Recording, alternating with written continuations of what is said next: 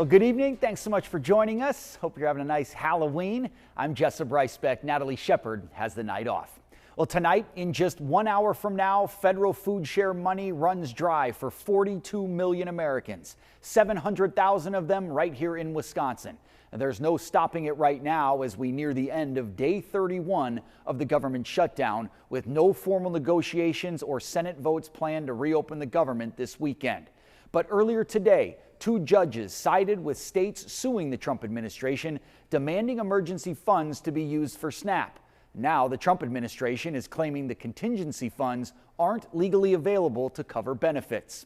Governor Tony Evers has declared a state of emergency because of the looming loss of SNAP benefits, pushing for enforcement against price gouging. The governor's office does not have the power to use state surplus money to fund SNAP without legislative approval. Instead, the emergency order directs state agency to use all available resources to help Wisconsinites. And back in D.C., it's unclear what the Trump administration will do next. But one thing is for sure, any funding will be delayed. Adam Reif joining us live in studio now with the latest on this rapidly evolving situation. Adam. It certainly is, Jess. The widespread delays in funding are a guarantee. The uncertainty is as much of a challenge as the lack of funding.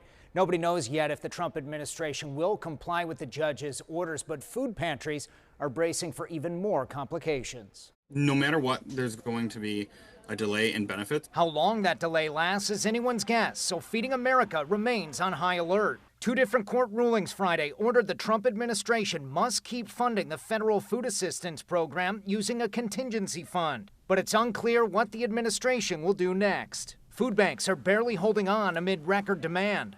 Matt Steenstra with Feeding America says there's still a lot they don't know.